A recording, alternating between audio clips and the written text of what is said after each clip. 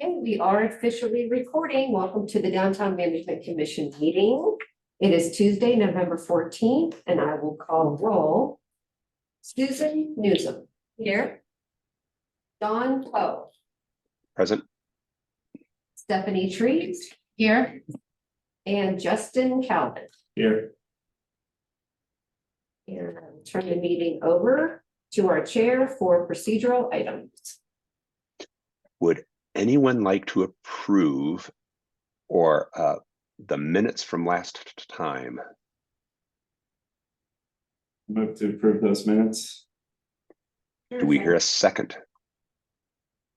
Seconded, so they are approved. So now we're moving on to our long-awaited elections for the board. And in the past, I have been the chair for the past while. Susan, I understand your term limiting out soon, so I imagine you would not throw your name in the hat. No, thank you. I heard my name mentioned, but I'll, I don't know, I guess nominate to have you remain chair, but I could also take that on. Cool. And Stephanie, you have also expressed interest in being chair as well. Yes, I have decided that I would like to be chair if my fellow chair people would like to have me. So how do we do this? I nominate Stephanie Trees to be chair. Well, if Don was here, we could have a cage match, but since you're not, I think we just, whoever's interested, talk about why they're interested, and then we, there. And just to put it out there, I am happy to be chair continuing should you want me to. I am also happy to be vice chair. I do feel I've been effective in helping lead the team, getting us our new guidelines for what our vision statement is, helping us having our plan for the past year, and leading us with working with the Downtown Boulder Partnership and things like that as well, and working with other boards as well. So, but I also see value in spreading the knowledge out. And so going to those other off-month meetings that we have, I think has been very valuable to helping guide what the trajectory of what our board can do and what's important to us and what we actually get to tackle at our meetings by planning those agendas is a really important part that I didn't really understand how critical that part was. So I would appreciate being vice chair still if that's agreeable as well. But I want everyone to have a chance to put their name in the hat and kind of, like Susan said, kind of state their case. Go ahead. Sure. I'll rescind. You're going to rescind your. Don, we've spoken about this a couple of times, but I reiterate the point that I, as vice chair, as I started to attend the off-cycle preparation meetings and will head to the DVP meeting this week. I feel that I have good context to kind of switch and swap with the role of chair and vice chair.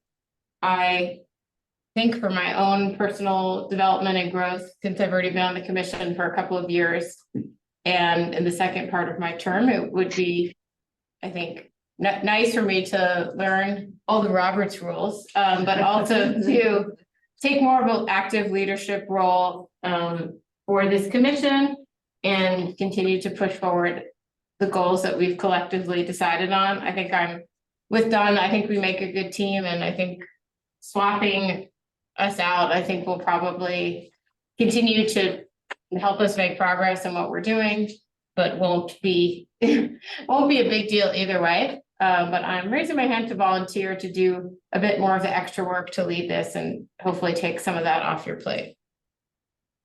Great. So Justin, I want to make sure you're comfortable with this. I know you had also expressed interest as well. So I want to make, you said you rescind, but I also want to, if you want to have a voice or speak, you know, it's not speak now or forever hold your peace, but you know, I want you to make sure you get a voice here too. I appreciate the move to better efficiency when we are in these meetings. So I like everything that's been done. And if you're already involved, having a new point of view in those roles seems fine to me. Great. So I will, let's see, Chris, can I move that I am vice chair and that Stephanie is chair? Is that our process here? Is there, I think the commission could entertain a motion to that end, but probably not coming from a person that is, being considered. All right, so I'll nominate Stephanie as chair, Dawn as vice chair, and Justin runner-up for next year. I second that. Aye, if we have to vote. Do, and it sounds that's a unanimous. Great. The one thing I will note is my term limit is next up, I believe. So there will be a natural evolution as Susan steps down eventually here, that mine is, I think, the next one in the list of people who. On the back of the agenda, it says that all three of you are 2026. That's not accurate, I'll check with the because I know we had staged times. We did, and then I think Justin stepped in for forgetting the woman who moved, right? You took over her term No, that was a possibility, but took the citizen at large position instead of instead. the. May I make a request that we follow up on this outside of the meeting to check those Yep. dates? For sure. Sounds And good. now that we have a new chair elected, we could pass the gavel at this time. Unless you would, Stephanie, like for Dawn to continue as chair for the rest of this meeting. I'm fine with Don continuing. As I learned the Roberts rules. They aren't And that so he much. has his final time to shine. So this will be a benevolent dictatorship for the rest of today. Sorry, this is where my cold. Oh, I'm happy to if you're feeling too sick, though. No, I'm good for now. So next we have to approve the proposed 2024 meeting dates. I see that in this is on page 9 of the PDF, that in January and July they've suggested moving it a week later. I would say that probably no harm with this much planning ahead. Does anyone move to approve those suggested dates? Move to approve those suggested dates. Do I hear? I will be out of town on the 16th of July, but I could probably call in, but I won't be here in person. So I will also be out of town on the 9th, so it probably doesn't make a difference. Let's move it out of July. So. This does mean my birthday's on a Wednesday, I see, now that I see when January 9th is and when January 10th would then logically be. So that has no bearing on this. So do I hear a second on these updated meeting times? Sure, I'll second. Great. Okay. We have now changed Sure. our schedule for Sure. 2024.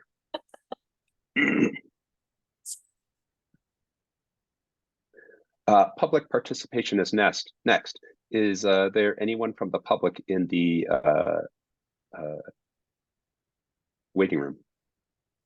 Not seeing any general members of the public in the attendees.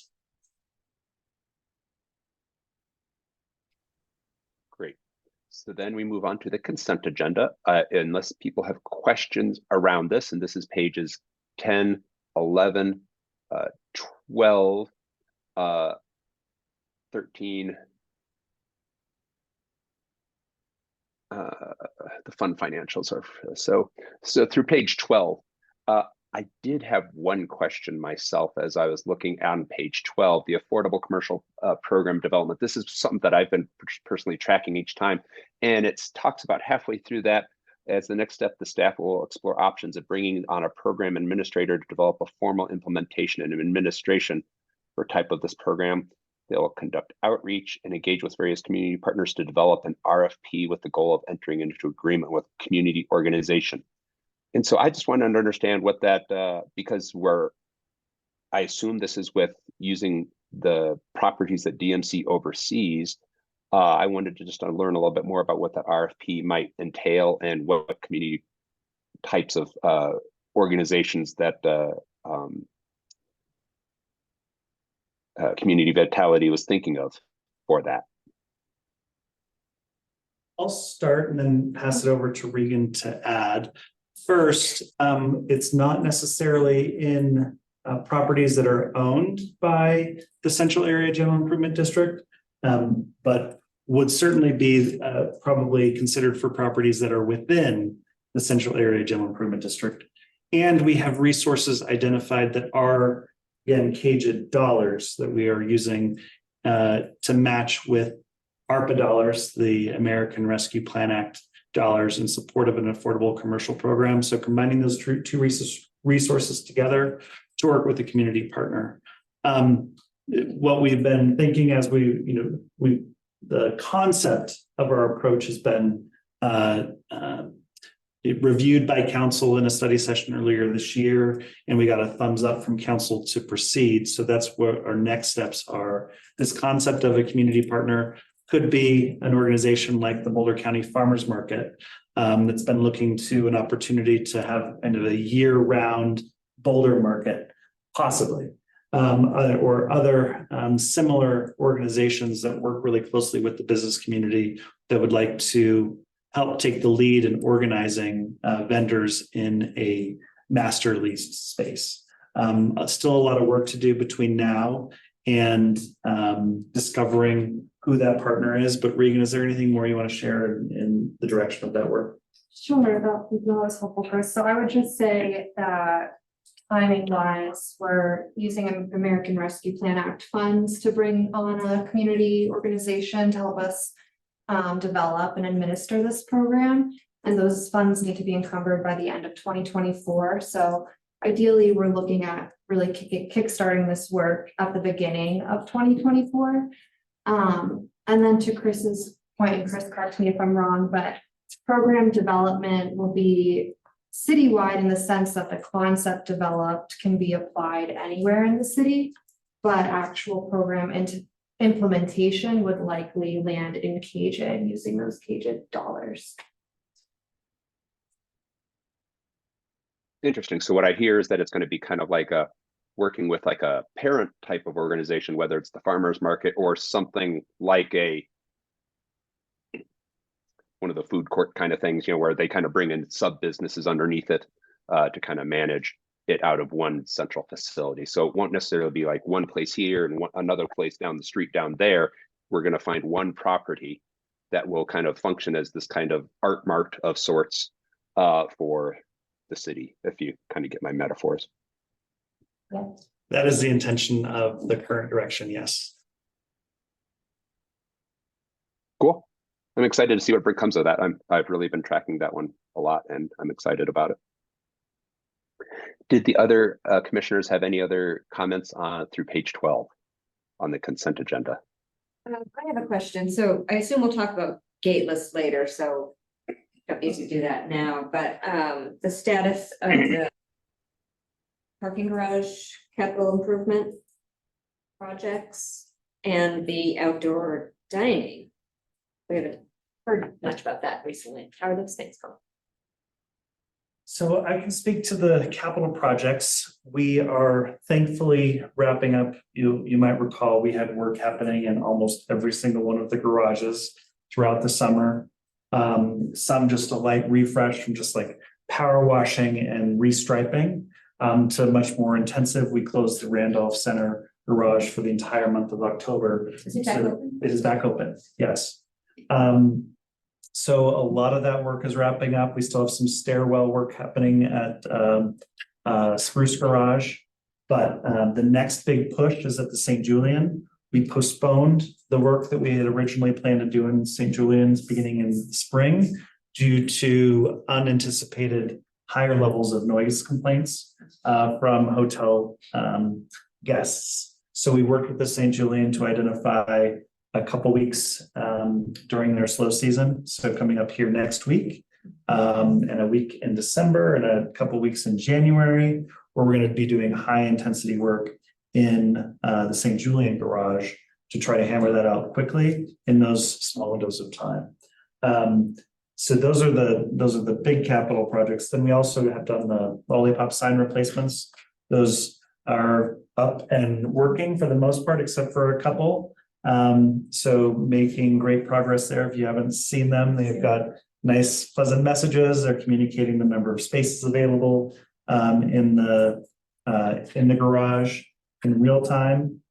We're also, another component of that is there are internal signs that aren't not up and running yet, but they should be soon, that to direct folks to let them know, you turn left, here's how many parking spaces are this way, you turn right, here's how many parking spaces are that way. We might be able to get an update from Sam Bromberg on the Metropolis conversation on that specific component, but it's a little bit, odds and ends here, but made a ton of progress, almost through a bulk of that work. And then on outdoor dining, we're really transitioning into just a regular program. But Regan, as project manager, has been contemplating some changes to our approach in the next year. So Regan, you want to talk about that? Yep, so outdoor dining, the program runs till 2027 unless extended.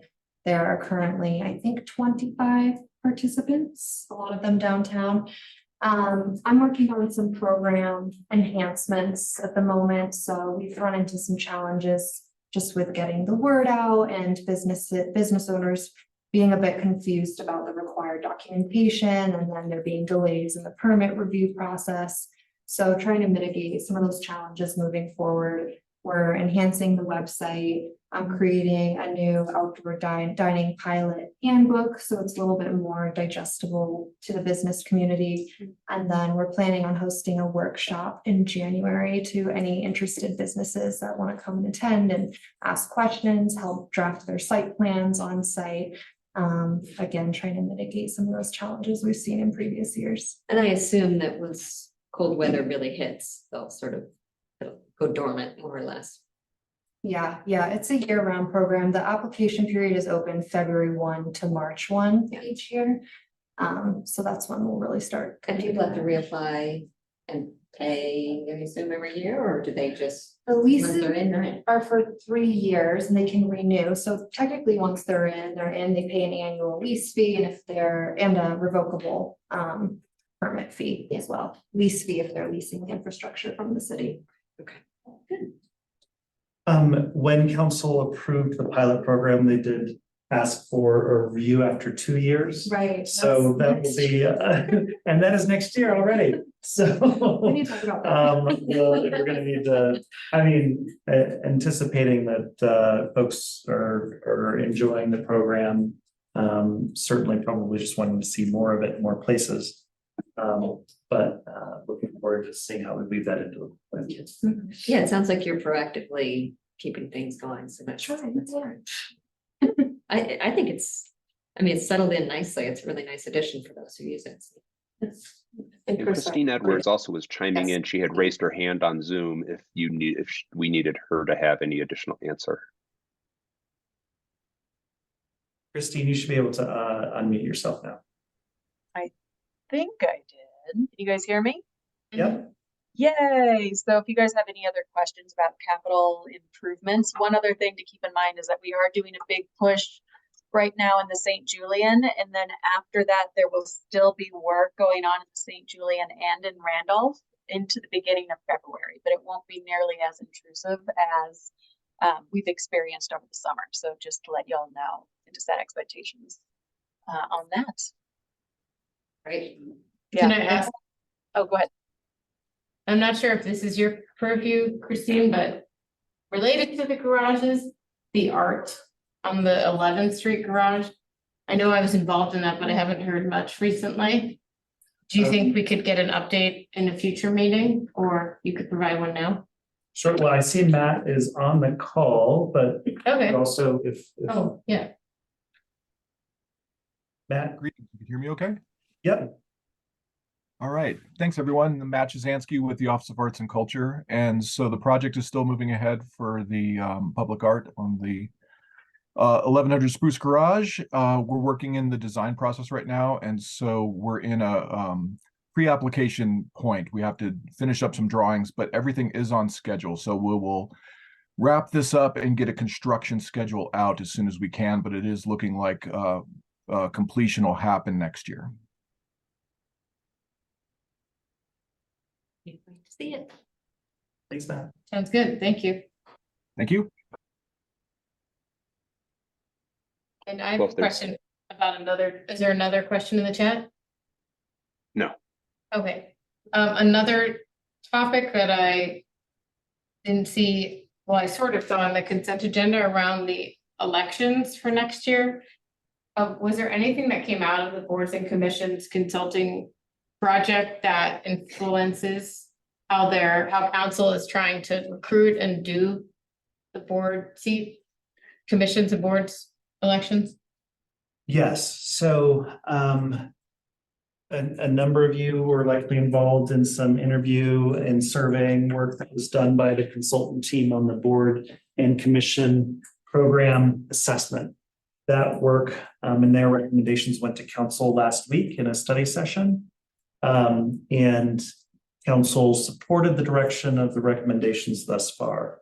There were some specific recommendations for each of our general improvement district commissions that includes shortening the term from 5 years to 2 years, and also moving appointment from council appointments to city manager appointments. So a lot of implications there and from our current approach to that recommended approach.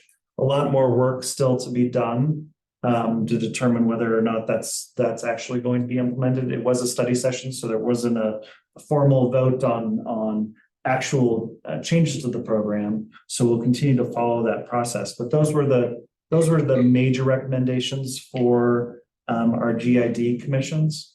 It hasn't been such a challenge with the Downtown Management Commission, although we have had a vacant seat for some time.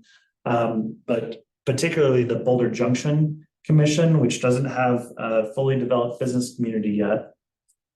And it's a much smaller district. We've really struggled to even get a quorum at meetings. And so the thinking is by reducing the term length to 2 years, hopefully probably contemplating an adjustment in the term limits, because if you reduce the term length and then still make it no more than one consecutive, you can't have more than one term, then we're actually struggling a lot harder. Yes. So hopefully as more details come out, we'll learn more about that recommendation, but allowing us to more proactively identify community partners who could be a really good fit for one of our commissions, as opposed to waiting for the volunteer process through council to identify commissioners, could actually be really helpful in the work that we do. And that recommendation is not just for as far as having city manager appointed commissioners. That recommendation also goes for all of the advisory boards. So think about the Transportation Advisory Board, the Arts Commission, I think to a certain extent is listed on those.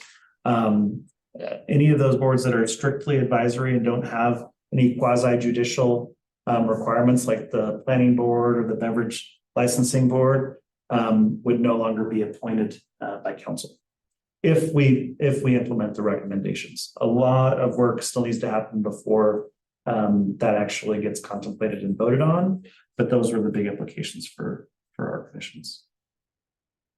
From a personal perspective, 2 years sounds a little short for a term. You just kind of getting your feet wet. So maybe 3 or 4. 5 years, it's a long commitment. And in terms of the city manager appointment, I mean, I feel like we're already so far removed from council that just like takes it another step away. Well, so maybe there could be some sort of formal communication process with council.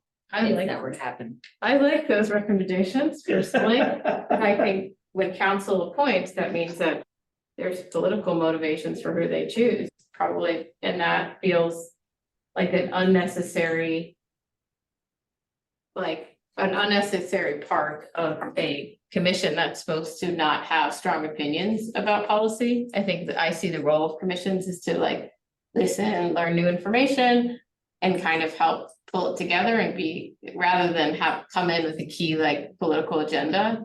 So separating from like an elected audience would help increase, I think, neutrality, which is what I imagine why they would make that recommendation partially, and to reduce the work on council also, which, but yeah, I can see it like that, but I realize that we always think we're trying to influence what council focuses on, so we might be worried about that, but maybe there are other ways rather than the appointments themselves. Yeah. Yeah. And the term, 5 years is very long, Yes. but it And might 2 years motivate seems- people to like try and get more done or like be more involved if it was shorter, potentially. So, Yeah. we can follow up with the city clerk's Yeah. office. Those are the folks that are really leading this work, with the city manager's office, and we can see if there's what their next steps are of, connecting with boards and commissions on this information and timelines there. Because I think that we can certainly share your feedback. And I have my own, issues with the 2-year term. 2-year with 3-term, a 3-term limit might actually work really nicely, because then we could Yeah. Susan another year longer. Maybe. But I think a lot more details to be worked out. Yeah. Those are the high level recommendations. Can certainly share the feedback from you all. But we'll also see what their next steps are. Will it affect the elections was more of my, like, you think there'll be definitive answers before January? No. No, okay, so we're gonna keep with the 5-year and Yeah. keep with the council. This the will- first round, okay. I'm not sure what their next touch with council will be, but they've really, while we got a blessing in the study session. A lot of, I think it was unanimous, everyone supported the approach. Still, more process in the actual implementation. Okay, and related to that, we've kind of struggled to get a lot of candidates. And I think we have a business seat vacant, is that right? I don't know, let's go back and forth. Yes. Would we be able to ask for some recommendations from downtown Boulder partnerships? Perhaps on potential businesses that might be interested? I'm going there on Thursday, so I was thinking, is that We certainly appropriate? can, and I've tried to recruit people too as well, just from like people that I know. So I think that's a great idea to, when you go to that meeting, pitch it. That's very much worth doing. And whether it's not one of them doing it, but they can tell their friends to join too. Yeah, that's perfectly acceptable, and encouraged, and note it's property owner or property owner representative, which could be a business owner. But just making sure you're clear in that, because if you own a business, but you don't own the building, unless you have a good relationship with your property, whoever owns the property, Owner. yes. Okay, and then do we have a list of the newer property owners or business representatives who might not have already been asked and said no? We do not keep a database of Okay, new property.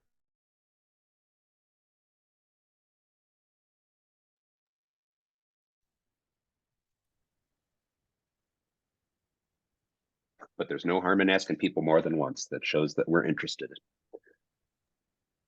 I've lost video to the Yeah, me main too. room. I don't hear you either, but it You doesn't don't say hear you've gone. I hear Christine, but I don't hear the DMC. Can you hear me? I hear Oh, Chris.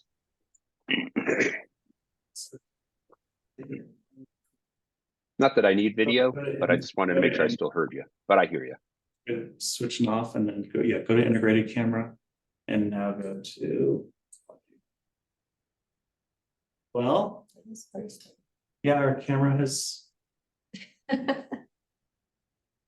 decided to stop functioning. But you can hear us. Yes, we can hear. Well, the camera icon is off. Yeah. It's not. we should have a public safety update earlier, so you don't have to sit through everything. Well, the next thing is fund finance. If we're done with consent agenda, Was there anything on the next page, page 13? That's the fund financials. If anyone had questions on that, we covered that quite a bit last time. So, oh, we got camera.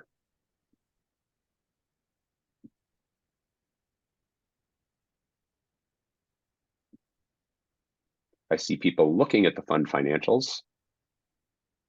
Any questions, or should we move on?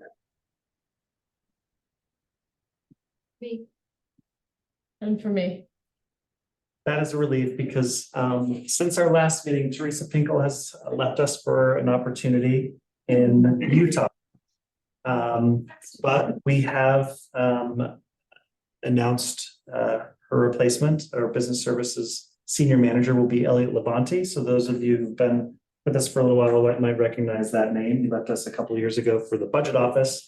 He's now coming back to Community Vitality. So we're really lucky to have someone who has worked really closely with Mark Wolf, who is now assistant city manager, coming back to CV to support us at that level. But he doesn't start till the 27th. So if you had any questions on fund financials, I would have punted anyway. Well, moving on to public safety. Yeah, hi, everybody. I'm Michael Leith. I am one of the patrol commanders with the Boulder Police Department. Deputy Chief Redfern sends his apologies. He is having some dental work done today, so I got sent in his place. So certainly, if there's anything that I missed or any updates or anything that you guys want, ask. I'll try to do him justice here. Just kind of overall looking at some of the statistics down here, we are seeing a decrease in overall person crimes. So that's a good thing. Unfortunately, we're seeing an increase in some of the property crimes, specifically theft from motor vehicles. So that's something that we're going to take a look at. And one, we can certainly put out some education, especially with the holidays coming and folks doing holiday shopping and leaving packages in cars. Typically, we put out education every year to that effect, and we'll certainly be doing that this year as well. Also seeing a decrease in auto thefts. So that's a very good thing, especially when, if you look at Colorado, we're very typically in the last few years, one of the highest with auto theft. So for us to see a decrease, that's a very positive thing. So that's kind of the basics of what we're seeing with crimes. To give you some updates, one, I heard Halloween come up. So we can chat a little bit about Halloween. Halloween was great downtown. We did not have any mall crawl. So kind of talk a little bit through some planning that went into that. We had a couple of different phases, depending on when that was supposed to occur. We really weren't getting anything on social media that was giving us a date. So we went with Saturday. We had some special event down on the mall. So we worked, kind of scrambled with a few folks, worked with Lane and Terry and Chris and Allie Rhodes to come up with some solid plan to address all of the tents and that festival that was downtown. And then lo and behold, hey, we're going to do it on Friday. So that shifted gears for us. But luckily we did have some other plans in place to put some barricades up. So you might have seen some of those barricades, especially in the 1100 block and the 1200 block. And those were areas that we saw some property damage and issues last year. And basically, Barstool Buffs is typically the thing for social media that is driving this. They were driving this is going to happen on Friday night. And as soon as they saw some of those barricades go up, they put a post out, mall crawl is canceled, and removed their posts. And then it was a very smooth evening. I think the cold certainly helped out with that. But it's certainly something that we want to continue to be on top of and not just cross our fingers and hope we get cold weather. So we'll probably be looking at doing the same type of thing next year. And it might even be worth having a discussion to do some activation down there. It was a little bit concerning how that might be negatively impact, but I think some of the planning that we put together last minute might lead us to, well, let's maybe actually have something going on down on the mall, but all discussions that we can have moving forward. So staffing.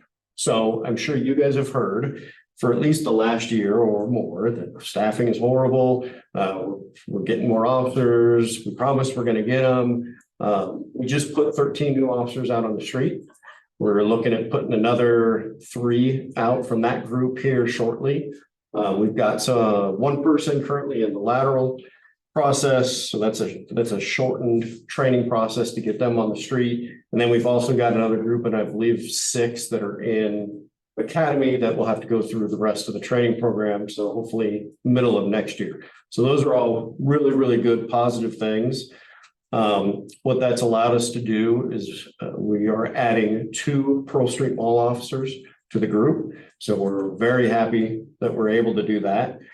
Those officers, they'll have Sunday, Monday, Tuesday off, and they're going to work a little bit later. So their typical hours are going to be from 9 to 7 p.m. So right now, our Pearl Street Mall officers are only working up until 4. And we always have some latitude that we can work with them, but we really wanted to have a couple of those officers dedicated to the mall some later hours. So that's a huge benefit. I think that'll make a significant impact to everything going on, especially on Pearl Street Mall and the surrounding area.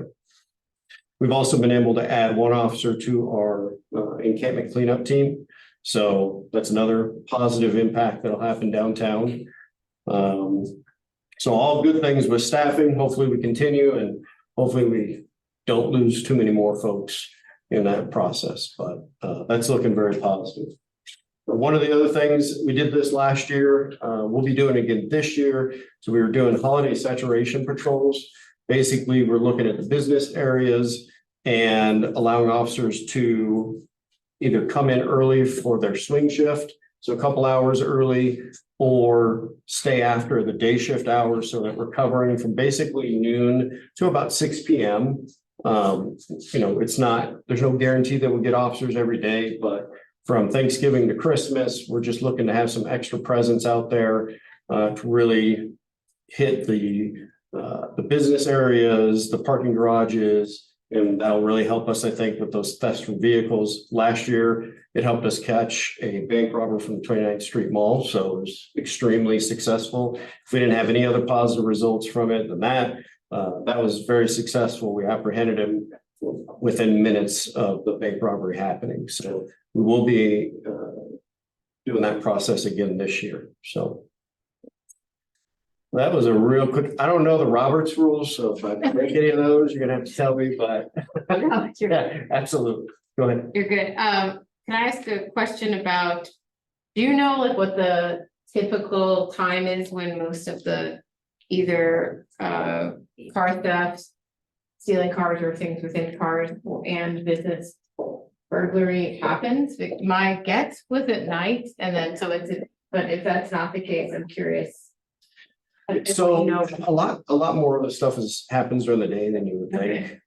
Just because, especially downtown, right? It's a target rich environment with all of the folks that come into downtown during the day. So that we really do structure our staffing, any overtimes like the saturation patrols based on basically the data. I don't have those numbers in front of me that I can associate with times, but I was looking at it for these saturation patrols, and for the most part, it was during the week, and it was kind of between those noon to 6 timeframes, and so that's why we're doing those extra patrols. And what's great about it too is those officers, they're not tied to going to calls for service.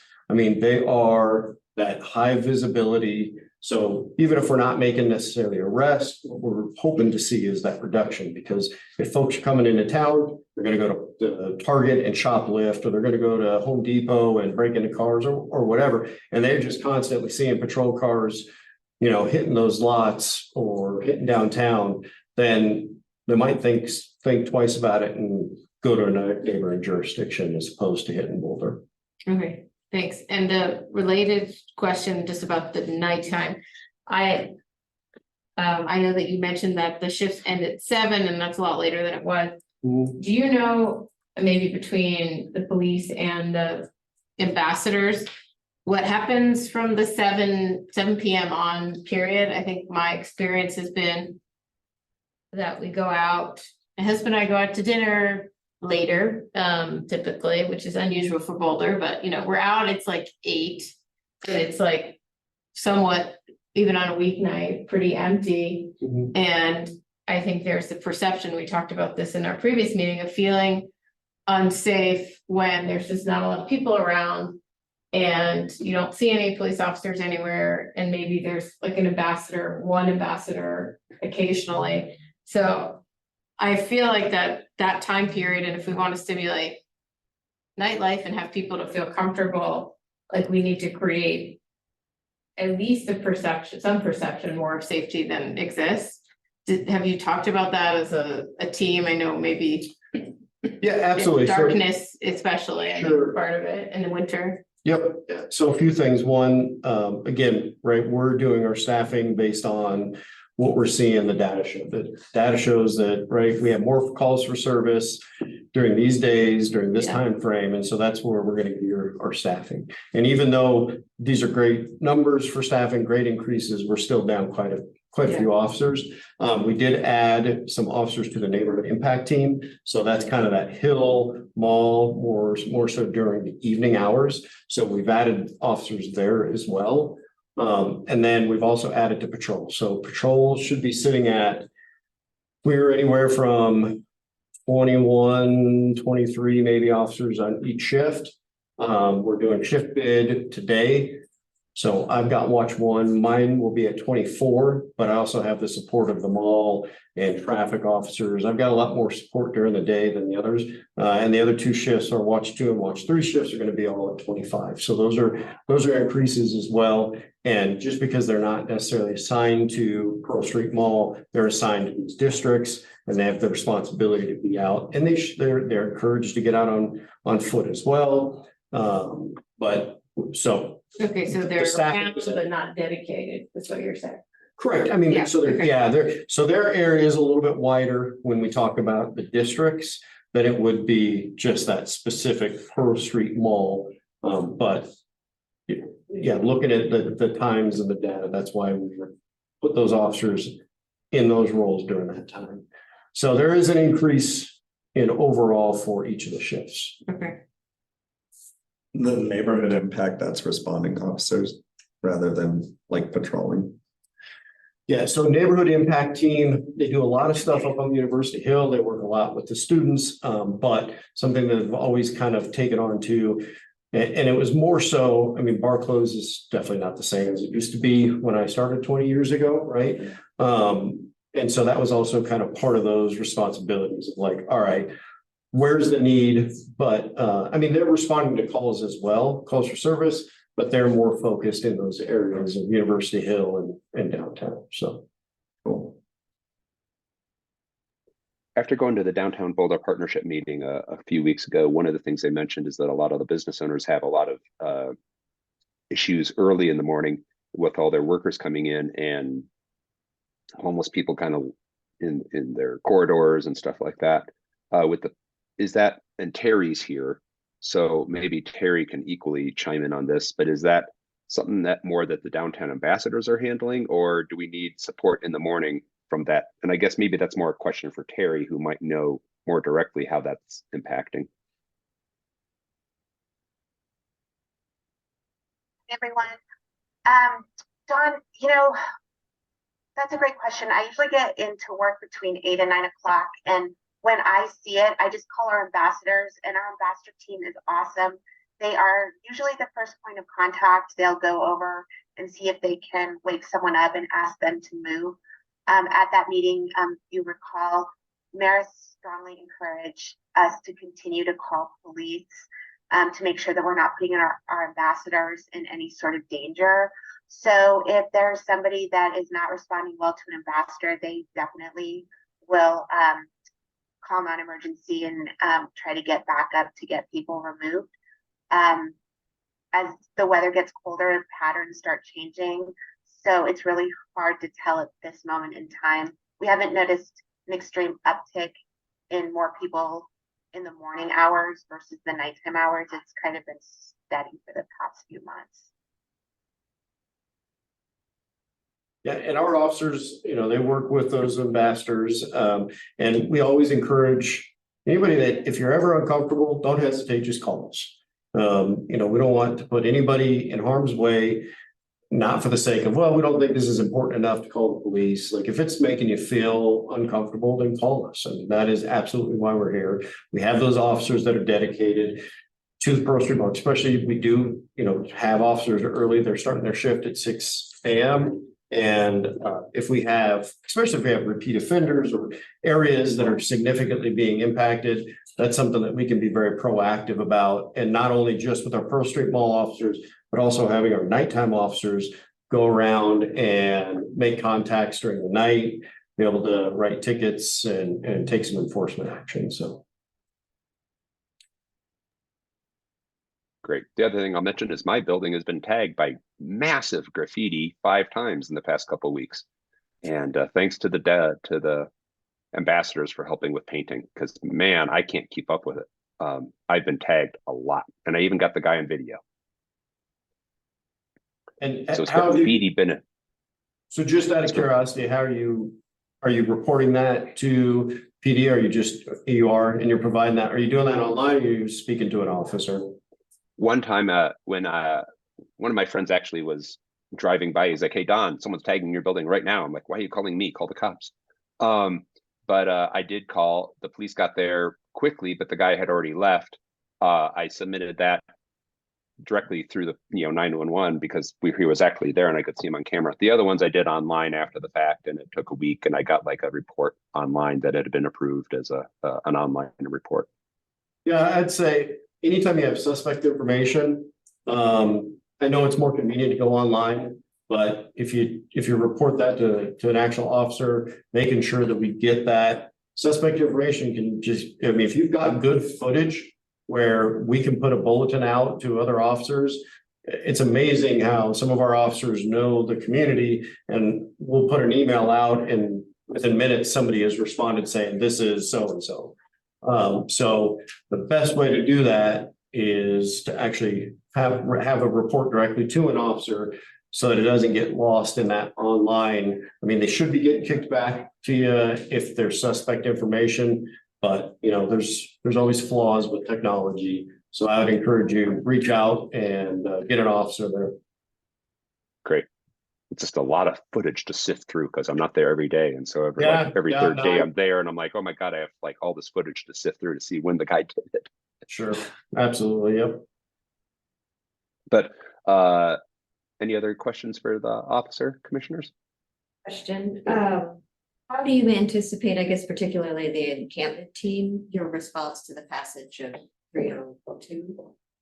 The safe zones? Oh, so, that came up in our SAMS meeting, and I gotta be honest with you, it kind of got glossed over, and so I don't have an answer for you, but I will certainly, I will have an answer for you and I can report back. Yeah. Seems like everything from that is kind of already covered in a weird way. It's like a duplicate piece of legislation, it seems like. Yeah, I apologize that I don't have a better answer for you, but Okay, I'll certainly report back. It just happens. I wouldn't expect you to have the plan yet. Yeah, and there will be a resource question of if this particular new guidance wants to be really strictly enforced, then that takes resources, and those resources need to come from somewhere else. And so there will be a conversation with council and the new council on how much of a priority enforcement of said law is, because we have a lot of laws on the books that some are higher priorities and get a lot more attention than others, and this will be one of those. And so that conversation will be had. And it will come at a cost. It was a strong majority though. It's surprising actually. Yeah. Well, great. Thank you for your time, officer, for coming in and give Redfern our Absolutely. best. Thank you. We fully support him in all of his endeavors. Well, that is very much appreciated. He's definitely never. Yeah. Thank you, Commander Heath. Thank you. Thank you, officer. So moving on, Terry, your camera is on. You're next. Hey everyone, I wrote a bunch of stuff down, so I apologize if I kind of go all over the place in this update. First, most exciting news, Bettina Sweger will be starting as our new CEO on Monday, November 27th. So hopefully everybody will have a chance to meet her on November 29th at our annual holiday party at the Boulderado. If you haven't received an invitation, it's a DVP member party, but please let me know, as we would love to invite you all to meet her.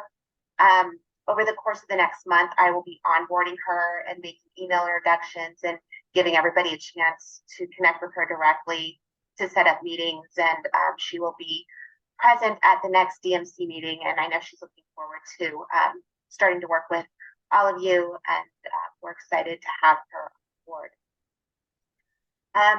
Just for some clarification, so Dawn attended the Downtown Boulder Partnership Board meeting last month. The Downtown Boulder Partnership is our advocacy 501c6 organization. That's where our membership is housed. The meeting this week is the Business Improvement District Board of Directors. So their charge is a little bit different than DVP. And then our third board is the Downtown Boulder Community Initiative, and they are a 501c3 nonprofit. So if anyone ever needs any clarification on our three organizations, please don't hesitate to reach out, as they all wear different hats in all the work that we do. Maybe my one question on that, Terry, is when are the next meetings? Because we would like to continue to just have a participation or attendance. Could you maybe send that to Lisa and she could put it out to all of us so we can spread out who does? Once Bettina gets on board, we need to talk to her about how all of those board meetings are going to look moving forward. So 3 board meetings a month is a lot. So we're trying to figure out if we can condense, combine. So we don't have meeting dates scheduled past this point just yet, but we'll keep posted.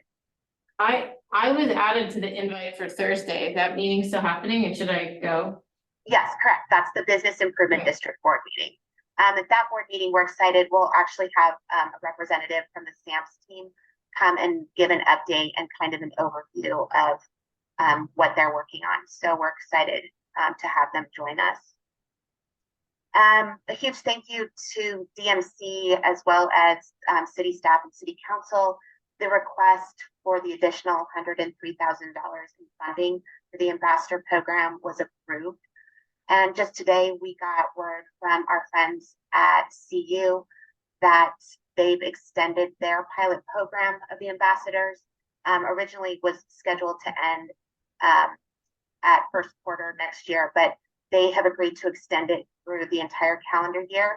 So in our negotiations with Block by Block, it just provides a much more seamless program for the entire year. So Anna on our team is finalizing the Block by Block contract with the city, and CU fully on board. We are excited to be able to offer the ambassadors about $1 an hour raise and keep their hours consistent with what we've seen this year, both in the downtown district and on the Hill. We also will be working closely with the city in negotiations next year. Technically, the ambassador pilot program ends at the end of 2024. So we really need to look ahead and start talking about what the ambassador program could look like moving forward, and really discussing funding sources and how that could look to be established as a permanent part of the services we provide. We also have a survey out right now about the ambassador program. It's a really quick, just a touch point survey asking a few questions. We have it open through next week. The city's been great in helping us get the survey link out to residents. We really push it out to our business community. Just kind of glancing over it today, there's a lot of great feedback and a lot of positive reactions. The residents are pretty vocal about the fact that the ambassadors don't enforce things like dogs on the mall, smoking, all of those things that we don't have enforcement power on. That's what PD does. So the ambassadors educate people, and I think it's just a matter of educating everybody on the role of the ambassadors and how it differs from the role of police, and the fact that the ambassadors do not have enforcement power on those ordinances. We'll be sure to share, I'm sure Chris too will share the results of the survey once it closes and we have a chance to analyze everything further. In terms also sticking on with safety and PD, we got an update last week from the facilities department. I don't know if all of you are aware, anybody from the city, feel free to jump in with more eloquent update on this, but the bathrooms on the 1300 block, we're going to try a new pilot system there. The doors are being installed and we're still trying to work out what that'll look like.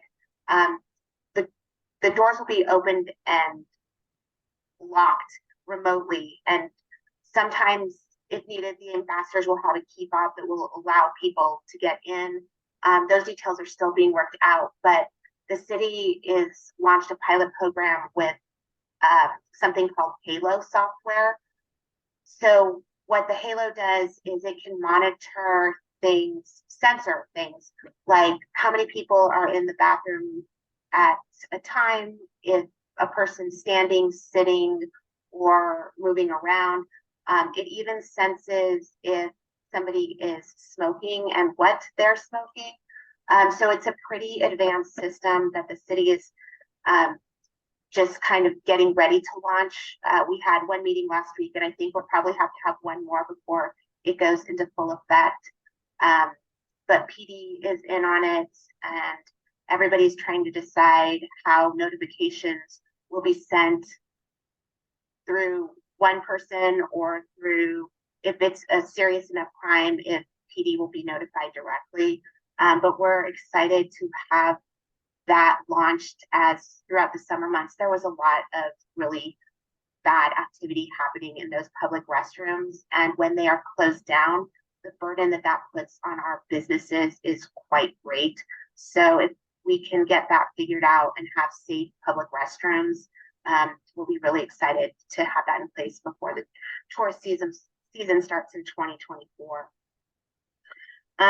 Additionally, on Saturday, Todd Reed had a really unfortunate incident with 3 individuals that came in and distracted staff.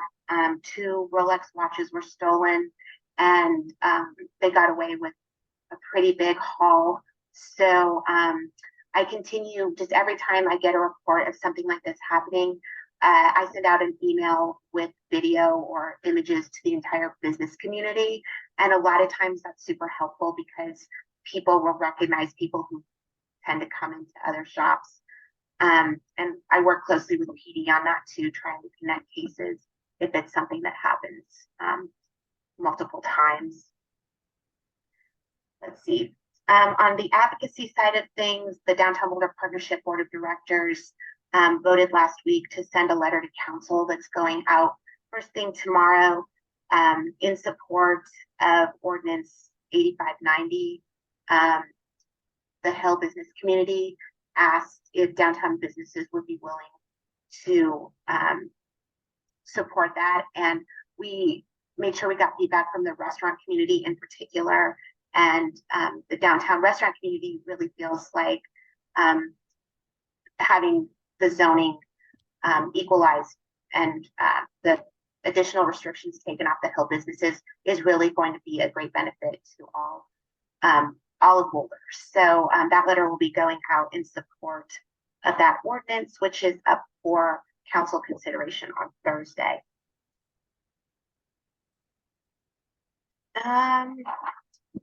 Let's see. Other than that, we ended our Boulder Social Streets program, which was a pilot program that we were contractors with the city that ended in September. And in addition, we did another program called the Placeholder Festival that went really well in October, and we learned some things and got some good feedback.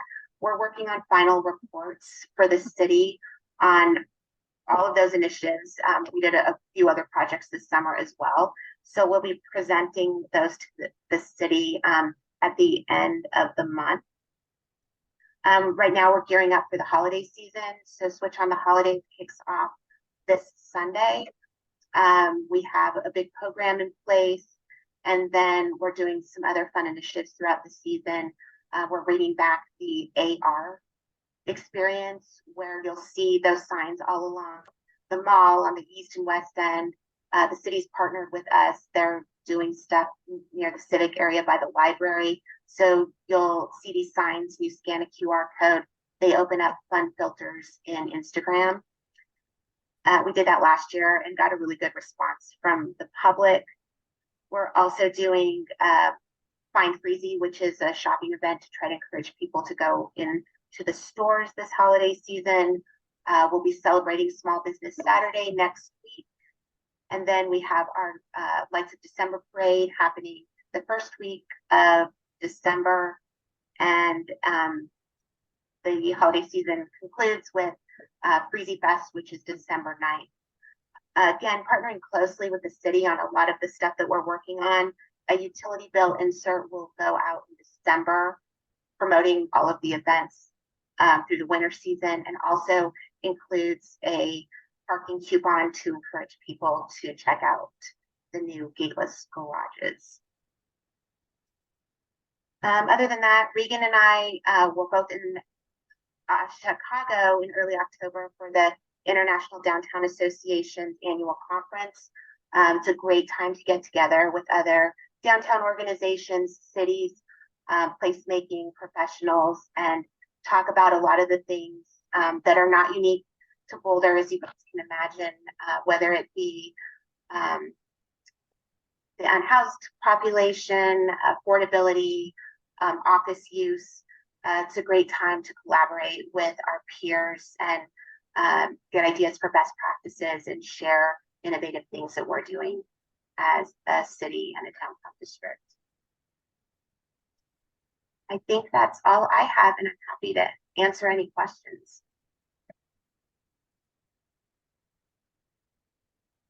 My question is, when you say that the ambassadors can't enforce rules, are you thinking of like ticketing or some action?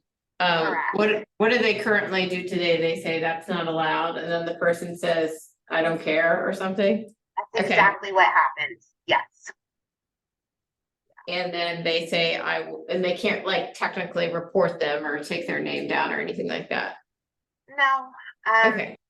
Yeah, if it escalates to a certain degree, they'll call PD. But unfortunately, we're thrilled that we're getting those 2 additional officers.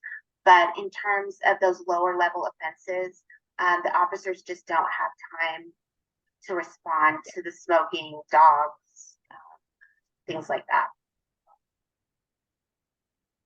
And do you feel like that it's out of control, or it's just typical people not wanting to follow rules? It has definitely grown worse over the course of the last several years. If you go downtown, you'll see a lot more dogs than you've ever seen before. People know that nothing happens in certain instances, and what we've noticed is an increase in people getting really defensive and really pretty aggressive and rude to our ambassadors when they try to approach people to ask them kindly to follow the rules.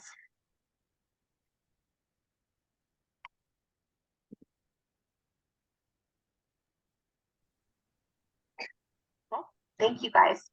Thank you. Thanks, Terry, for Thanks, joining us. Terry.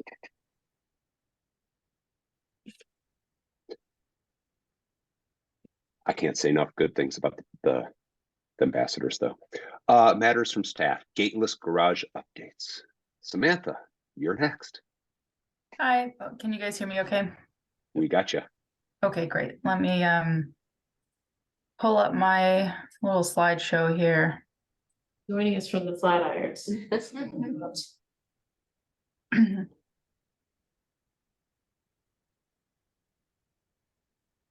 Okay. Is that working all right? Yep. Yes. Great. Okay, well, thanks for having me here tonight. Sorry, I have to join remotely. I'm also feeling a little under the weather, so if I'm a little brain foggy, please excuse me. But I'm here to just give an update on our gateless rollout, how things are going, and then we do have a staff recommendation in the presentation tonight, so I'll go ahead and get started with my slides. So far, the rollout of Gateless has gone very smoothly. On the right, I have a photo from our gate retirement party, and on the left are a few facts and figures that I'd like to share with you tonight. Prior to rollout, we launched a comprehensive communications campaign, and through our efforts, we had over 20,000 people register for Metropolis prior to go live using the $5 promo code we distributed. By the second week of rollout, we had nearly every single permit holder transition to the new system. No major transition is without its bumps, and with a big change in removing the gates and moving to a new payment system, we have seen a small dip in revenue year over year for October. We do believe that this dip is due to payment compliance with the gateless system. However, it could be impacted by the closure of the Randolph garage the month of October for capital improvements. That garage is now open again, but it was closed for the entire month of October, which is what we were looking at for these facts. Despite compliance numbers being consistency with the industry average for this type of system, we are confident that turning on citations will improve compliance, and we do plan to continue soft enforcement efforts as well, which involves leaving payment instructions on vehicles that haven't registered for the system. The citations were officially turned on in early November, and they should start hitting homes by mid-November. As registration is a one-time event, once we get repeat offenders registered with the system, we should see an increase in compliance.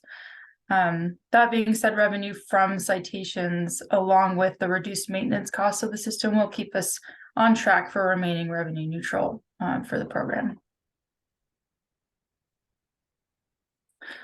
On this slide, I have some initial survey results from the Built-in Metropolis survey that's hosted on their platform. Vast majority of people are enjoying the ease of the new platform, the system. Those who do not like the garages indicated pricing as their main concern, followed by exit issue and lack of app instructions.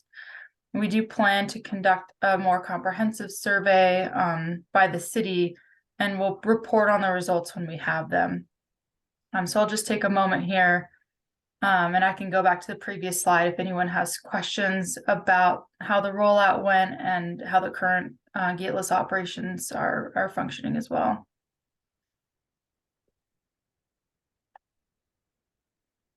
Well, I saw Chris having to post on Neighborhood about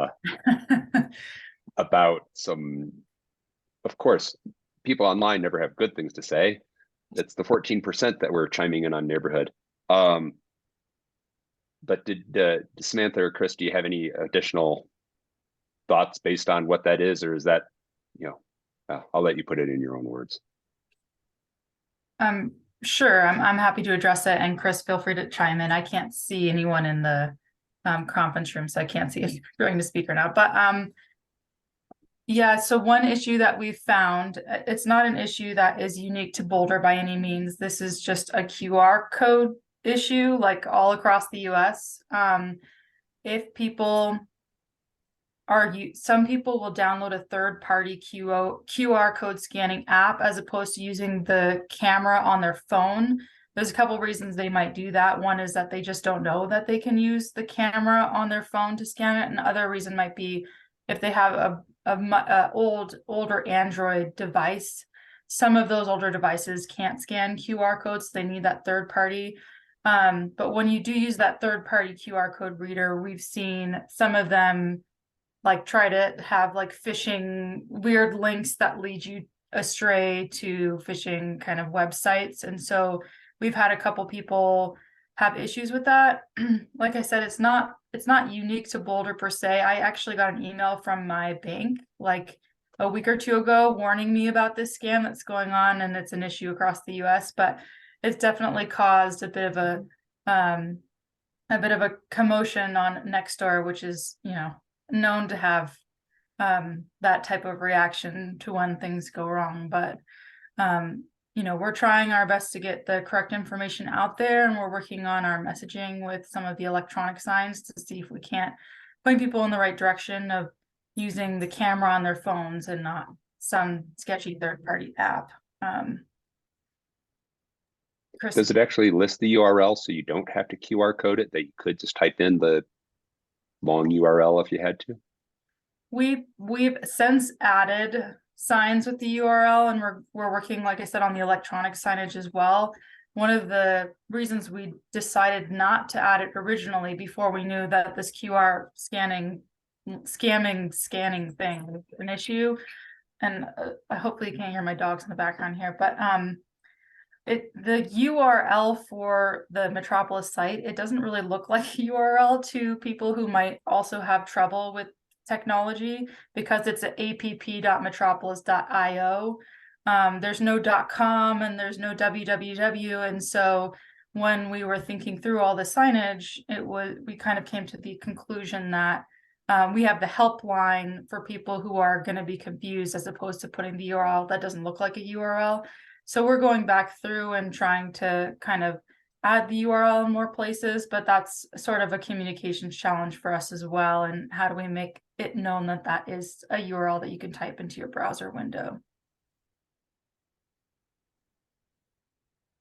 I would just add real quickly that we've had well over 36,000 unique visits since October 1st, and we've received less than half a dozen complaints about the experience. Not that those complaints aren't valid, and that it's unfortunate that some folks are, as I said earlier in this process, on the struggle bus for whatever reason.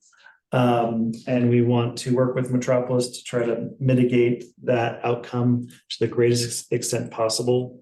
In large part, the vast majority of the folks that have been using the system have been able to do so seamlessly. I might add, I've used them a good amount, just seeing how the system works, but it seems like the cameras have trouble reading temporary tags. Like I almost always have to manually enter my tag when I go in and then verify that my car was the car photographed. And that might be something to look into as well. We could definitely bring that up with the team. I found myself in violation, but not really violated. You have a temporary tag for. Well, Boulder's kind of backed up right now. I had to get another temporary Good tag. thing we're at the city of Boulder, right? Yeah, I had to get a second temporary tag. Oh, God, I'm sorry. That's through the county. It's, oh, God, That's different. it's not me. It sounds like a Well- success to me, by the way, so congrats on that. Yeah, there always are people that struggle with new technology, but since it's a one-time thing, eventually they'll get it. And I know there's been a lot of struggle with the former payment system as well, and calling and support, so in my mind, this looks like a success with 85%. One thing we're really excited about is the week of launch, Metropolis announced that they purchased SP Plus for $1.5 billion. I think I got that number right. SP Plus operates 3,000 plus parking locations throughout the country, a number of them at airports. So Wow. folks who use like parking shuttles at airports over time, presumably will get registered with Metropolis through their other parking visit, which means that when they arrive in Boulder and use our garages, they're already going to be signed up. So the more that Metropolis is out there across the country, the more likely folks who are visiting Boulder for the first time will already be registered to their system.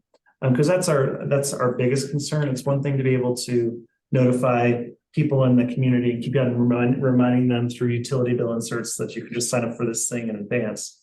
It's the folks who are coming in from out of town that we're concerned about, because the last thing we want to do is have them struggle with the system, not get signed up or give up on that, but still enjoy downtown Boulder, and then a couple weeks later get a $30 bill in the mail for their visit as well.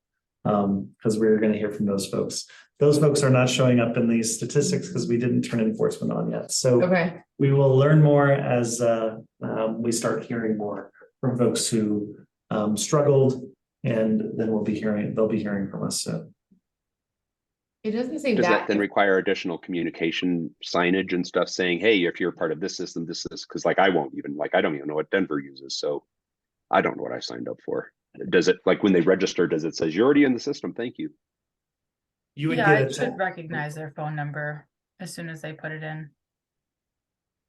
Exactly, yeah, so first they get if they're in the system, they'll get a text message when they arrive saying, welcome to a Metropolis garage.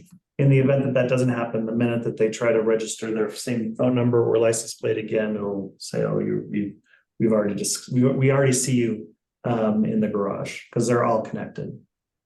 so do you know, was there a negative response, like of the similar percentage after the like Park Mobile transition? With the meters, because that, it just feels very similar to me, like having to pay online and register your license plate and such. I would say no, just because the on-street pay station option still exists. Oh, So if you're not a fan of the Park Mobile, you can still you can still pay the old way. We okay, have reduced the number of on-street pay stations. Prior to the pandemic, Park Mobile was maybe a quarter of all of our on-street parking Yeah. transactions. Now they're over 50% of all our on-street Okay. parking transactions. so those people likely that are in this group don't use the Park Mobile. Possibly. Possibly, They- like there's an overlap, okay. They like the old way of doing things, and why do you gotta change? And Or since there's we a still have Terry track. here from downtown Boulder, I just wondered if Terry, have you heard anything different about the parking garage? Is there any information? Terry, you may not be paying attention, so I'm saying your name a couple more times, Terry.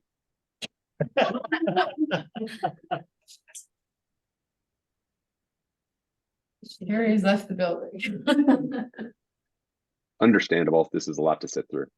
Well, I just wondered if she had heard any information either. And Dawn, Terry and I have been in really close communication throughout all of this, so there's definitely feedback she's gotten that she's funneled to myself, and we've worked together on a couple of different issues that have been raised. And so, yeah, I mean, I would say overall, it's definitely been a pretty successful rollout. It's not without some bumps in the road, which is kind of to be expected. And we're continuing to kind of fine tune things and try and listen to what the community is saying about the system and see what other improvements could be made, whether it's through signage or other educational efforts about, you know, scanning QR codes or whatever the issue might be. I thought it was really nice. Chris was just going to volunteer to stand around out there on Black Friday and Small Business Saturday to personally go out and help people. So thank you, Chris. Parking is free in our garages on at least Saturday, if not Black Friday. I think Oh, really? yeah. So fortunately, when parking is free in the garages, citations are not mailed for people who failed to sign up. But I like the suggestion though, Don. And I think Terry is able to chime in now. I just wanted to publicly say thank you to Samantha. She has done an outstanding job with all of this. She has been incredibly communicative. I have asked a million random questions and she responds back right away. If she doesn't know the answer, she gets it from Metropolis. I will tell you that between our staff and the ambassadors, we've only had one incident, and it had to do with the QR code that somebody has complained. And normally with any sort of change, we get the brunt of all of the public finding us and complaining to us. We haven't had that at all. So I think the city did a really outstanding job in the launch of this. And again, a million thank yous to Samantha, who has done a really solid job in communication and supporting the rollout. Thanks, Terry. Yay, Sam. All Well, I right, know it's well, a big deal. So thank you, Samantha. oh, yeah. Sorry, the dogs are wrestling in the background. So if there are no other questions on these slides, I'll go ahead and continue on through my presentation. I'm gonna change tacks a little bit, but we can always come back and revisit this later. Just quickly, next steps for the garages. We do have plans to continually improve the signage. We are working on the digital signage that's outside of the garages, that's outside of 4 garages, and we're still working on 15th and Pearl, but all of the other ones do have live counts, as Chris mentioned, which is pretty exciting. It's taken us a while to get there. We're installing more traffic calming devices to the garages just to make sure they're extra safe for folks. And our parking guidance system is going to be completed hopefully in the next 2 weeks. That's what we're shooting for. And then additional power washing and restriping will be happening in the coming year as well. On top of that, staff are currently preparing to complete a comprehensive product review for all of our parking products. And to kick this off, we do have an immediate recommendation to discontinue one of our parking products in the garages, which is our current Cash Pass product. So currently we offer 3 products in the garages: subscriptions, which are essentially monthly permits, 20-day passes, which are slightly more flexible for hybrid workers, and the Cash Passes. Previously, the Cash Pass product was created for frequent users of the garages to have an option which was more efficient than pulling a ticket every time they came in. The discount offered on the product was meant to incentivize the purchase of an RFID card, which saved the physical printed tickets for every visit. Now that we have transitioned to a ticket-free, convenient post-pay system, the Cash Pass product doesn't make as much sense for us to offer. While we believe we should continue to offer the 20-day pass as a great option for people who need flexibility, staff recommend discontinuation of the Cash Pass product sales. Customers who already have purchased Cash Pass products will be able to use them until the funds run out, but new Cash Passes would no longer be available for purchase after December 31st of this year. For a little added context, there were 223 Cash Passes with remaining funds left on them at the time of the transition. We reached out multiple times and by multiple methods to those pass holders, and ultimately only 39 of them set up their account with Metropolis to claim their funds. Of those 39, only 17 have actually used the passes in the garages since go live. But to reiterate, those with existing Cash Pass balances would still be eligible to use them after the discontinuation of sales until their funds are depleted. Are there any questions about Cash Pass product, our current offerings, or what we're suggesting? How long do the people have that have not transferred have to do it before, like, their money just goes away? We haven't set a date in particular yet, but our current thought process is we're not going, if they have funds available, we can either refund them if they haven't already put them in Metropolis, say they purchased the old RFID cards, we can either refund them or we can give them the credit in the Metropolis platform. I don't think if they have current funds, we're not going to try and prevent them from using them. We just don't want to sell new ones. It kind of muddies the water a little bit when there's so many options, and since Metropolis pretty much acts as a Cash Pass, it just doesn't necessarily make sense. Hopefully that answers your question. I can just imagine carrying that for like another decade of like 3 people still haven't done it. At a certain point, you're just going to have to expire it at some point. But yeah, at a certain point, we'll have to make that decision, but probably not in the next year. Yeah.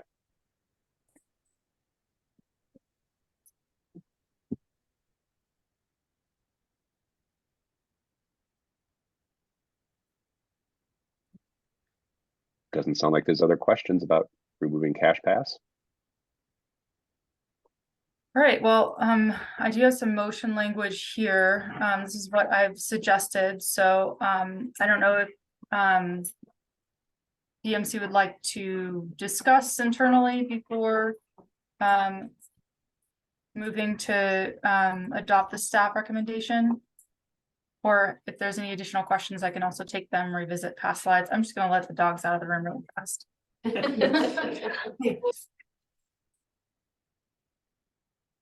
I don't have any Maybe my questions. one That's fine by question. me. Maybe my one question is just because the Cash Pass did give a discount, we have a 20 pass discount then, or 20-day discount, but there's nothing really in between is kind of what you're saying, which is probably fine. But in a way, to get the discount, you got to buy the 20 punch pass. Yeah. we're offering a discount on the 20 punch pass, but it's kind of like, it's thinking about who would use these products. The 20-day pass makes a lot of sense for someone who's working in an office occasionally, because it covers a full day. But the cash pass it's kind of like, well, we already have this really functional Metropolis system that acts as that. So it's who would be the customer for that product, but yeah.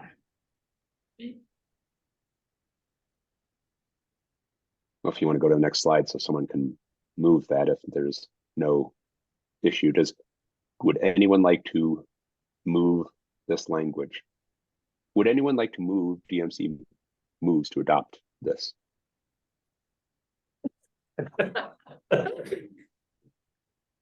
Yes, I would.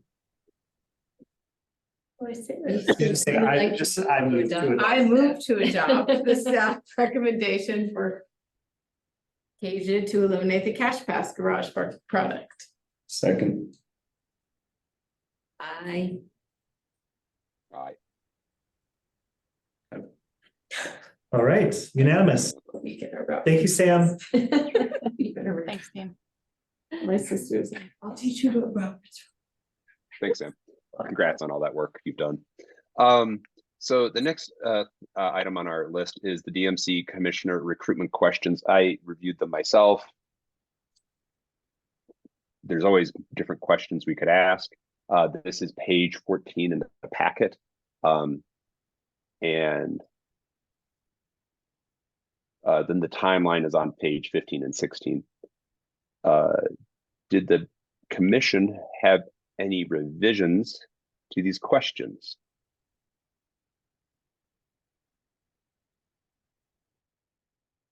Thought they were great. I make a motion to approve the question. second. Okay. Terry has to leave. Thank you, Terry. Can we, though, Wait, just second it. no, I know, this is an unrelated, this Discussion. is unrelated, well, it's related, but not to the questions. It seems like it is hindering our recruitment by not allowing applications to move forward if there's only one applicant. Yeah. I think that we should eliminate that if we can, and that may change the whole new process. Is that like a clerk? Exactly, it's a citywide, so it's not just specific to us, Okay. it's a council. I think it's preference, not in policy, so I think we have moved forward in the past when there's just been one applicant, because we've had such a hard time with these commissions. I think it's more preference than requirement, but I might be wrong about that, but. You're correct, yeah, there's more flexibility now, Yeah. because sometimes we have few applicants, so. Did we have one person and then council chose not to move forward with them? Is that what it was? Yeah, so that could Okay. be the case is. Okay. There's one applicant and council reviews the applicant and is not interested, that they're not, Okay. they're not saying no just because there's one, they're saying no because they might have not felt like it's the right fit. Yeah. And I And I think if think I remember last correctly, the time- last time we did get someone was Yeah, but- because they weren't the right type of seat. Right. Looks like we also missed a new person from the public. Yes. Do it again. Oh, yeah. But these questions, I think, are appropriate. Yeah. Yes. Good thing, since we already passed them. Well, does anyone move There's no vote yet, to? but we had Does a anyone motion move and a that? second. We made a motion to vote to approve the questions for the And recruitment. there was a second, so we just have to vote. Yes. Aye. Aye. Aye. All right. Awesome. Thank you for your quick work on that. That concludes matters from staff. And so the next thing is a recap on, well, it's matters from commissioners. Part one, just the Downtown Boulder Partnership meeting recap that Terry talked about earlier. I was able to attend a chunk of it. I couldn't stay for the whole part of it. They had multiple people speaking there. What was impressive is they had Councilmember Benjamin was there, as were Boulder commissioners. The police talked to the safety issues. much more than we really got into even with our group here. That's where that my question about needing more work done in the mornings. The jail is full right now, but also there's issues with the state hospital, and that is a snowball effect where the people like, we can't put people in jail who are repeat offenders and who have issues. And because the state hospital is full for kind of the people who need some help with mental issues and so on, there's not a place for things to go to next. And so really they were pleading for help with getting state funding for additional help with the state hospital. There was a woman robbed at the St. Julian garage. Trespass and disturbance of things were the highest calls. Medical was the third highest. And the top 10 calls were more public service oriented than crime oriented. But the bottom line, the people in the community cause havoc. Police just have nowhere to put them. So they're working with stronger alignment between city, county, and state to make this all work. One of the things is you've seen those cameras that are on the big pole with kind of the base station part, and those are working really, really well. They are very happy with the outcomes of having those cameras. There was one down by the band shell when the fellow drove through people, and because of that camera, the DA was able to press a higher level of charge because of the evidence that they were able to capture with that camera. The new encampments are, and also there's one also I think downtown near the courthouse area too. And so those, they really like having those. It makes them have more accurate information and enforce the information that they're dealing with when serious crimes are happening. Police can actually see those cameras in their cop cars live. So even before they go there, they can see what's going on. And detectives use them after the fact to help prosecute crimes as well. One other thing they mentioned was that the Denver sweeps for homeless and criminal activities and stuff is impacting Boulder. It's kind of the NIMBYism aspect where if people aren't someplace, they got to be somewhere else. And so when Denver does a sweep, we get impacted by that. And so that was the part of the meeting that I was able to attend. It was they had about 15 people around the table all meeting, and then they had a decent number of 12 people in the audience as well. So Chris, is there any, you've been to these meetings, is there any 2 cents you wanted to add to all that? I think you did a fine job. So Stephanie, for when you're going, I just talked to the people who are leading their meeting, because really I wasn't there to speak. I was there as an attendee, but they just introduced that I was there, and I kind of did a quick wave because it was that type of meeting. The meeting you're going to, I would just encourage you to talk to the people who are running the meeting and just make, at a minimum, just make sure that they know you're there and what the Downtown Management Commission is. Maybe you'll get a chance to talk for a minute or two, but really we're there to listen more than to participate. And can I ask, did you find that it was beneficial for you to be there, like for the goals of integration? Or were you, like, the reason I think we're going is because we think there's a gap or duplication? Do you feel like that the goal of attending was achieved? Because these are 3 different boards that handle different things. I have attended other downtown Boulder partnership meetings where they have the police come and talk about safety, and I feel much more empowered after knowing that, me as a human and as my role on the DMC.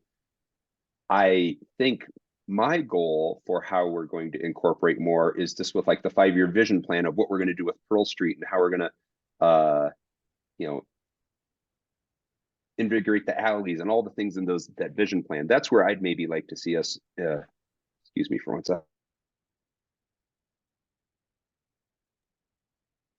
Where I'd like to see us have stronger cooperation between our groups in that kind of regards. And so as a listening position, I learned things and I can report it to you, and I was able to have some stronger questions to ask to the police when they arrived tonight. but I think there's maybe bigger goals that we would want to have in this happening. And so I don't know if this is the ultimate way to do it, with Terry coming and giving us input on what they're doing. Just as I think about like that, what I'm really interested in with the what's it called? The low cost retail that's been working on that we talked about earlier. Kind of like just what can the DMC do to kind of, really invigorate that and those types of things. So that I think there's still more work to do for like, this was just the first foray, but I think there will be more opportunities for us to maybe meet in smaller groups, maybe one-on-one with, subgroups or subcommittees that are working on specific things, stuff like that. So, but I think this is we have to try. Okay, yeah, my thought, not that I don't like to attend meetings that aren't useful, but my thought is that I'll go and see what it's like, and if attending those forums is the best way for us to be integrated and have influence, maybe we could, after we do a couple of them, just like reassess and see if it's having the intended cause. Because I was thinking that perhaps smaller, like even one-on-one meetings sometimes could be just as effective if we find that we care about something and we want to push it forward and we need a path to do that. So maybe we just reassess after we've attended a couple and see if we want to continue to attend them, all of them, one of the three, and that sort of thing. And it's too bad that Terry had to leave already, because she said that third one that they meet, which is the 501c3. I think when I did talk to her at one point, she said that was like the least of the ones that we may want to participate in. I believe the one that you're going to, Stephanie, might be the strongest one for us to associate with. Yep. Okay, is that what you think, maybe, Chris?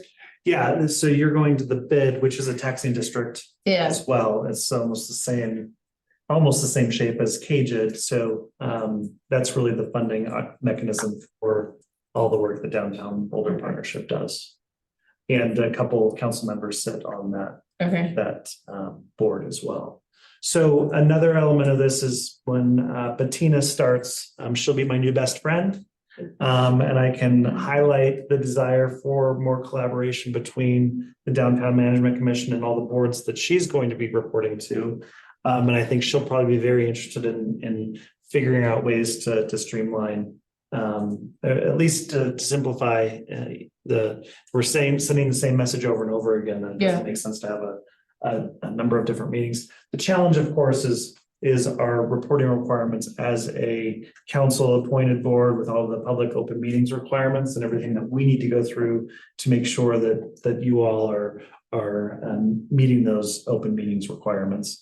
That means that whenever we do decide to do something as a whole with these other boards, we'll need to make sure that work is getting added on, which is certainly glad to do it, but it's an added level that will need to be considered.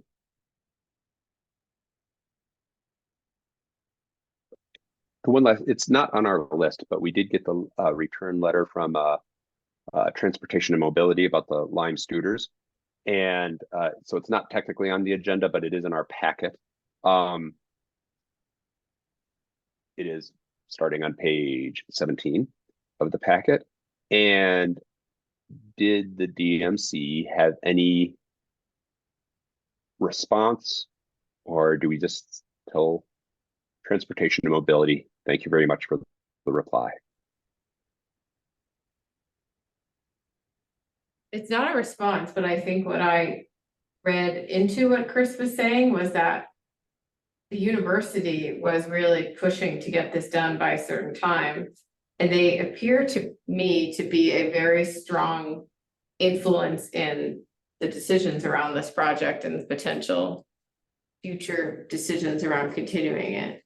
So I think that was a kind of good to know, because if even the Boulder public continues to complain, or it continues to be a challenge, and we are noticing that people aren't following the rules and being really fast and other reasons, like I am curious to what extent the university has influence, perhaps above and beyond what, a lot of influence on whether or not it continues. And are they like responsible for the funding and some of that stuff? So I was curious about that when I read it, like it sounded like there was more to this.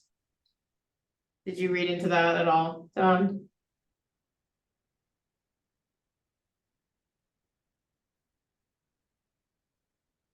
I would have to read it again to see if I picked that up or not. What I could see is like, is there more education that can be done just because? Boy, I see the scooters just laying everywhere. I am intrigued when I look at page 15 on the map that the street that has Boulder High on it is not considered a mandatory parking zone on 15th. Right now, there's a lot of construction with the that building that used to be right where all Liquor Mart is, and so I was intrigued just with how it doesn't include Goss Grove. I can understand to a degree not having mandatory parking zones because it's residential, but that it doesn't include the one last business district along 15th with a lot of businesses along that corridor and all the high school students going up and down that street. So that's a personal view just because that's where I am a lot of the time. Yeah, I mean, so I just didn't know what additional education could be done because I see people bombing down the hill, either just down the middle of the street or whatever. So I guess my question was like, is it worth my time to like take pictures of the abandoned scooters everywhere on all the residential streets? And I mean, it's clearly like ugly and it's in the right of way. And but it's time consuming for me to like have to do this because it's annoying. And I'm like, okay, is this my role to do this? So I think the bigger question is like, it doesn't feel to me that Lime or whoever is responsible actually like picks up the abandoned scooters. Like the abandoned scooters to me is the biggest issue because it's like clearly in the middle of the sidewalk or like in the street and not in a zone. So I guess my question is more, I feel like getting college students to like obey rules is challenging in general. And I just feel like we need more responsibility on Lime to do something with the like scooters just laying down in the right of way in all these random places throughout the city.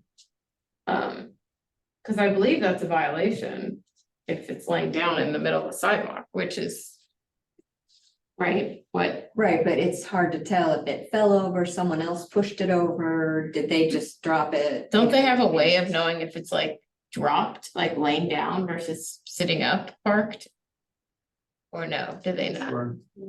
Cause that seems to be like the most annoying part of this thing. well, I guess which from the DMC point of view, like when you're talking about neighborhoods, there are a few neighborhoods in the DMC area. But if it's just like random Boulder stuff, I don't know how much we as the DMC have to say. So I might focus our conversation as to like what we can do in Caged area. And I know it had a rollout and I was going to give it some grace period to see how it goes. But so I guess as a commission, do we say anything more about it, or do we just let it go for a quarter and see how it plays out for next spring? These are different. We have different approaches that we can take on, well, maybe this is not a vote, but I'm tempering my views. Stephanie, I hear, is still interested in less Lime. Justin and Susan, is this something that you want the DMC to continue to work on, or is this not something the DMC should do? Personally, I just don't know if we have enough information on the use of it. I don't know. I'm stuck in a basement most of the time I'm, doing business, but so I don't see. There are no a lot lime of scooters and abandoned. They don't make it into my barn. Yeah. Yeah, and I do remember they talked about the shut off times, and it doesn't seem like people are doing this late night in dangerous ways. like that. And I wonder how much some of the abandoned scooters are being affected by shut off times or things like that, like, you know, why would they carry this scooter to one of those? What are the parking areas called? Lime groves? Yeah, like, is it worth it for them to carry it there in one of these shut off areas or whatever? Or maybe it's a bunch of people just causing trouble and carrying them to where they're not supposed to be, you know, without renting them. That's a possibility too. So I don't know how much of this is just like anecdotal mischief or how much of it is like widespread use. And that's why I don't know that we need to focus so much on this until we know a little bit more and they've been a part of our lives for longer. Yeah, why don't we see, maybe I'll see what happens if they bring it up at the meeting on Thursday too. I mean, if a lot of people in the downtown districts are bringing this up as an issue, then I think we can collaborate with them. Is that? Well, maybe in the big picture, I don't know that we can do anything because they have a year contract. So I don't know that we could Yeah. break contract really.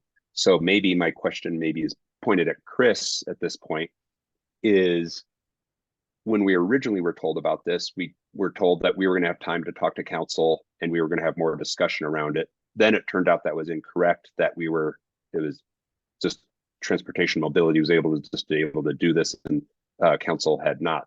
It wasn't going to go to council. So that was kind of some misinformation we had received in the process. And so maybe I'm thinking about what can we do for the next time is how can we get ahead of this in the next iteration when the contract's under discussion for what we do next. Because in a way, I don't know how much we can really do now until we can just have input in the next contract discussion.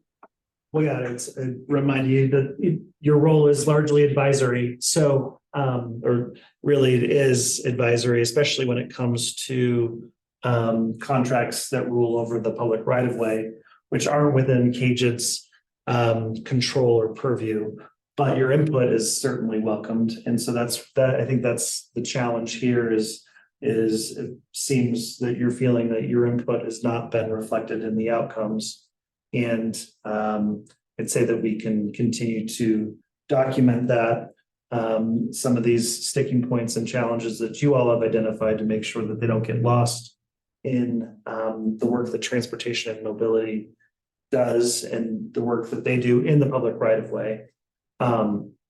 We can continue to share these issues with them.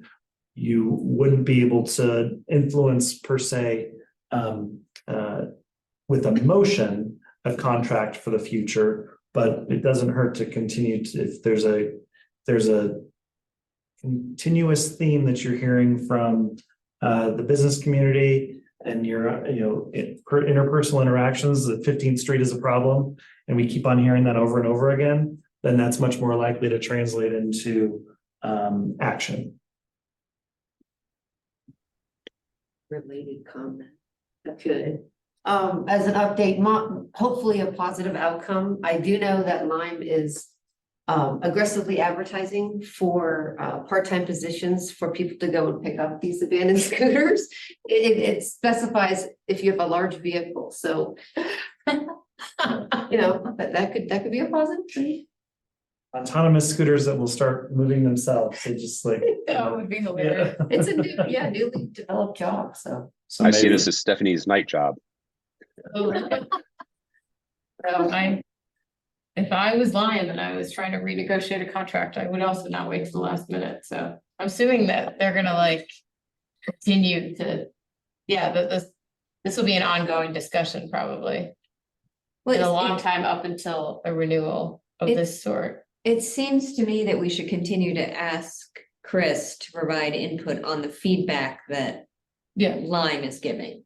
So I don't know if it's every meeting, but you know, where are the trouble spots that they've seen? What are they doing in response? Have they seen any improvement? Is the city then tweaking anything in response to these areas that are these problem areas? For me, one is Pine Street, because it's just outside the area, so people let their scooter go and they turn around and walk to the bar, so. It'd be really nice to get some real data on where the problem areas are. That goes I like to- this whole approach here with like, let's get the data and what we can do to advise.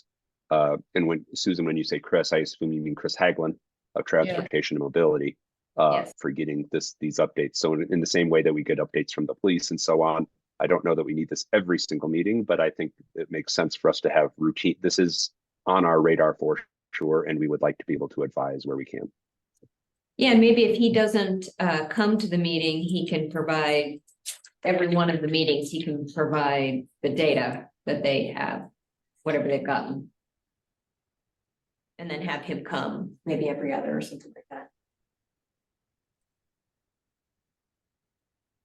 And I would note that the baton has been passed to Allison Moore Farrell as the project lead on it. So it would be Allison. Okay. But we can certainly reach out and let them know about the desire and see what they're able to do. Be great. Great. I think that's a really positive way to move forward with this. Well, that is the end of our agenda. Was there anything else from the commissioners? I just have like a question. I think this is an okay forum for like the meeting, the personal emails that came from Tab about their, it was confusing to me. The personal email from Tab saying, would you support this initiative to council? And I was responded like, we normally discuss these as a commission. And then they responded, we're asking for your personal support, which was just odd to me. And then I was like, I don't have enough context. And then it sort of ended there. Did you all receive the same thing? Similar. Yeah, okay.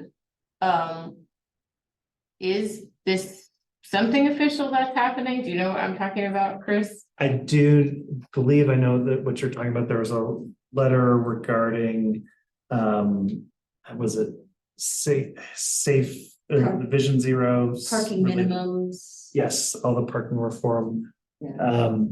So herein lies the challenge with the advisory board that might have some more political advocacy as opposed to advisory approach to the work. Okay. And so I'm aware of the letter. I don't know that, that they're operating outside of the rules, other than if they could get a quorum of commissioners to say, yes, I support this, then maybe, but you're not actually allowed to handle commission business over email. So I might have been trying to get around that. Yeah. Sort of. Yeah. Okay. Cause I mean, I assume that if it's like parking reform stuff, that it would come from our office in the city that brings up all of their parking ideas, which they have many. So I was a little bit confused, which is why I brought it up. And I also didn't think it mattered to our commission. Like it wasn't an issue for us. It hasn't been brought up as an issue. So I ignored it, but I thought it was. I can appreciate the idea, because if like I was going to rabble rouse about the Lime thing more directly, that might be the approach I take. So I think they have some agenda going, and they're trying to get momentum, whether it's right or wrong. But if I was trying to do that about something, I could see that approach being an approach I would take. I thought your response, Stephanie, was strong. I'm pretty sure I said I defer to Dawn. We said we haven't talked about it. You only CC'd me, so there's only one other commissioner on the email. And but I thought you just said the right thing of like this, Oh yeah. Okay. we'll talk with it officially. So on that note, outside of Tab's advocacy work, I do fully anticipate that parking reform will be in some fashion on the 2024 work plan for planning, development services, transportation, mobility, and community vitality. So us too. Yeah, well, and parking is a very ubiquitous thing that does not live with one department as much as some folks think that CV is the Department of Parking, as much as I try to remind them that we are. So that's probably part of it as well. But we will certainly be involved in the conversation moving forward, and there, barring a shift in council priority, I would imagine we'll be having these conversations in 2024. I just look forward to seeing what happens when this building across the street from my office has about 700 to 800 people living in it and 101 parking spots. So I might be talking to Park Mobile. My phone will be ringing off the hook. Yep. Yeah. And All the I've housing never told people in my 20 years of being been downtown since 1997. We have never towed people until this year, and now I'm towing people almost every day. What with the construction across the street, so I have towed a lot of cars. Yeah, I mean, I think that there's just one point, like Boulder, as a previous resident of San Francisco, where you could actually like bike, could do alternative modes of transportation all year round, like it's just not feasible in Boulder. It's dangerous, in fact, unless we basically make all of our streets have like heated streets, which would be a fortune. Like, I feel like that I think people want Boulder to be something that it just can't be given the climate. Like totally a non-car and A that. big glass bubble. A bubble, Yeah. a Boulder bubble. Oh my gosh, that's perfect. Yeah, so I mean. Always 75 degrees. I think I hear that, but I also feel like as one who does bike, like you can't really do that, like for half of the year. Especially now that it's dark or it's icy, so. Yeah. I think we just have a bit of a like, our goals don't exactly meet our climate situation as a mountain town. So I think we can be creative, but I think that people consistently, like, they need to be able to park if they have to go somewhere. So like, I don't know the answer. Stephanie's platform for when she runs for council. So. Oh, yeah, I won't be running for council. But I do have to get going. Yeah. Do we have a movement to adjourn? I'll move to adjourn. Yeah. Seconded. Well, thank you, everyone. Sorry again, I couldn't make it there. I do like being there in person with y'all, but you don't want me coughing on you.